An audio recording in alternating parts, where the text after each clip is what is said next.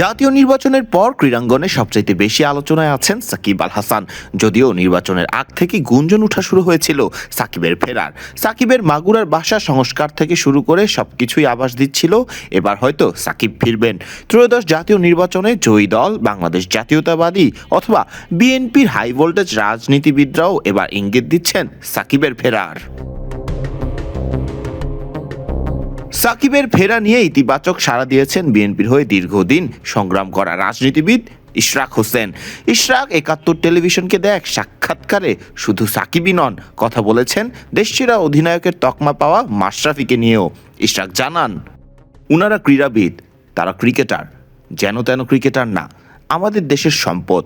আমি ক্রিকেটার হিসেবে বিবেচনা করছি। জনগণ তাদের এক প্রকার জবাব দিয়েছে, সমাজ দিয়েছে। তাদের বিরুদ্ধে যে গণহত্যার মামলা, তা আমার কাছে বিশ্বাসযোগ্য মনে হয় না। আমার কাছে মনে হয় নাই তারা নির্দেশ দিয়েছে বা নিজেরা হাতে বন্দুক নিয়ে গুলি করে হত্যা করেছে। আমার কাছে মনে হয় নাই। তিনি আরও জানান, সবশেষে উনাদের বিরুদ্ধে যদি অন্য কোনো দুর্নীতি বা মানি লন্ডারিং সংক্রান্ত অভিযোগ বা মামলা থেকে থাকে, তাহলে যথাযথ কর্তৃপক্ষের উচিত হবে আইনি ব্যাপারগুলো খতিয়ে দেখা। শুধু ইশরাক নয়, সাকিবকে নিয়ে মন্তব্য করেছেন আরেক বিএনপি নেতা আলী আসগর লবি। যমুনা টেলিভিশনকে দেয়া এক সাক্ষাৎকারে তিনি জানান, আমি যদি বিসিবিতে থাকতাম তাহলে আমি নিশ্চয়ই চেষ্টা করতাম ভারতে যাওয়ার।